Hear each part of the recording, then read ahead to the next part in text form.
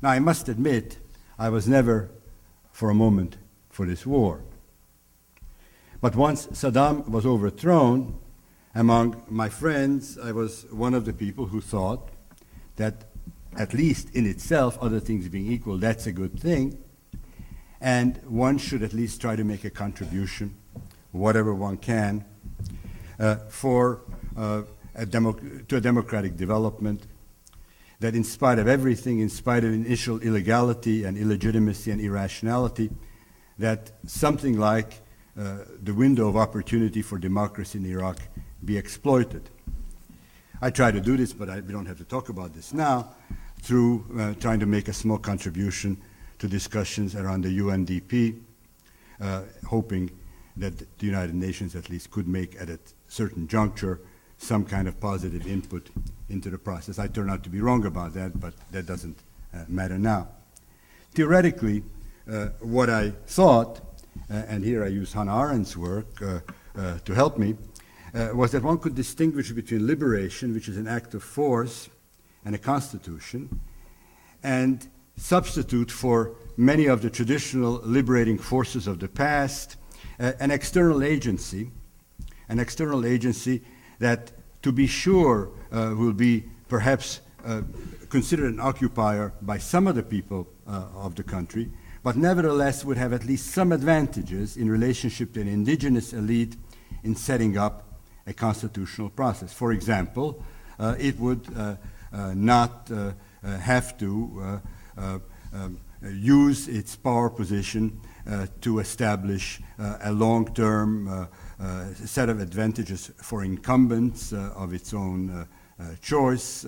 It could remain relatively neutral in inner Iraqi conflicts and controversies. I mean, we have seen this, for example, in post-war Germany, where the American occupation authority was relatively neutral in relationship to the conflicts between social democrats and Christian democrats, and so on. I also imagined that one could imitate recent efforts at constitution making in divided societies.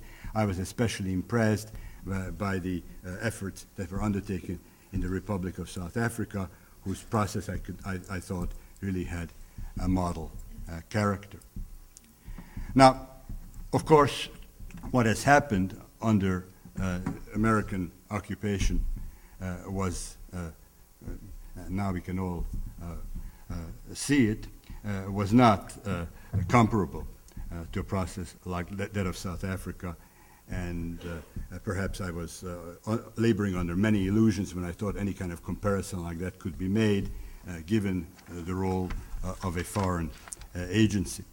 But 8 facts, and I will just mention them very quickly,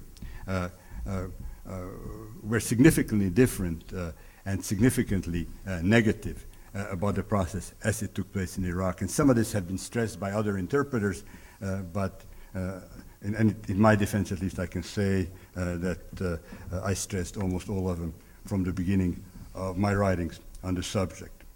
The first was the destruction of the Iraqi state, the army, and the state apparatus, which the American occupiers began almost from the beginning, but certainly completed once Jay Gardner was replaced by Paul Bremer as the American viceroy of Iraq. The second was the failure to rapidly organize elected local government. Here again, Gardner's tentative efforts were reversed by Bremer when he took over. Third, the failure to internationalize the monitoring of the political process a la Afghanistan. There was really never an attempt to accomplish this. Fourth, the creation of an exclusionary and ethnicized structure of an interim government, which made the exclusion of a very significant part of the population a problem down to today. I mean by this the Sunni Arab part of the population, which was almost wholly, but not completely excluded from the process, at least in terms of important political organization. Fifthly, the making of a state bargain exclusively with one group, namely the Kurds. Sixthly, the creation of an interim constitution which froze the subsequent political process in a very negative way. Seventhly, the attempt to broaden inclusion much too late, leading to sharp conflicts. Here, the problem of sequencing is extremely serious. And finally, the toleration of illegalities, irregularities all along the process, especially, of course, one's own, the occupying authorities' own military forces, but in the last phase, in a kind of fateful way, on the part of the Iraqi authorities themselves. Now, people ask about what was the original sin of the Iraqi process, and of course, one answer that one could give, one that I certainly don't want to dismiss, and perhaps I'll return to it again in this discussion, is the war itself. But as I said, in all my analysis, I always try to raise the question whether in spite of the war something could not have been done, and then the question is, well, where did the process go wrong, if not with the war itself?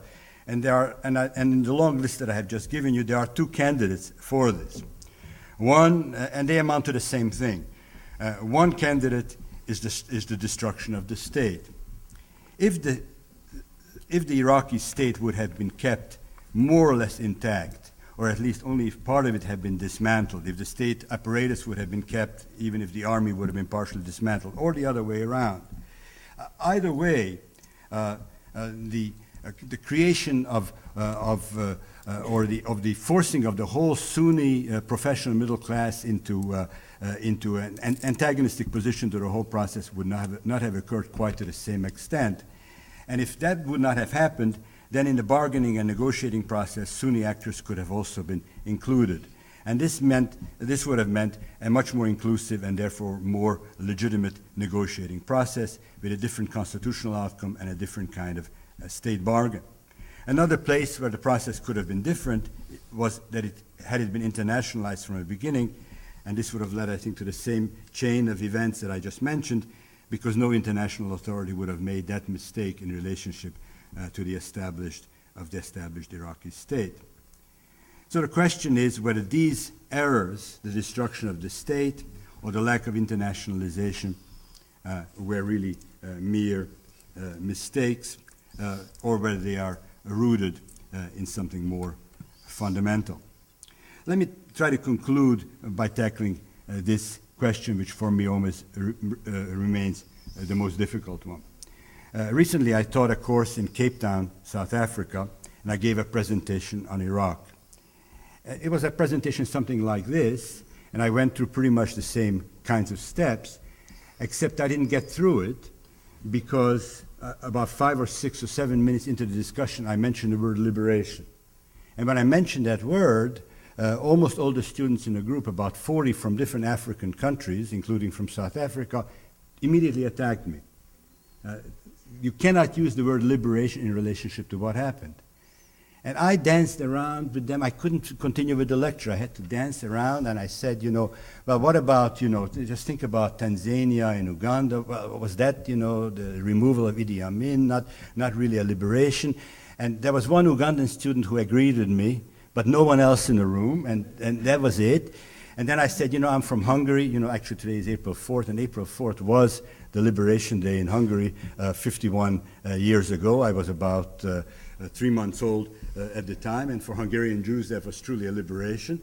And I said, a lot of Hungarians thought of it as occupation from the first moment on, but for Hungarian leftists and Jews and so on, people who didn't like the Germans, it was liberation. So it's a question of whose point of view. And he said, no, forget that. It has nothing.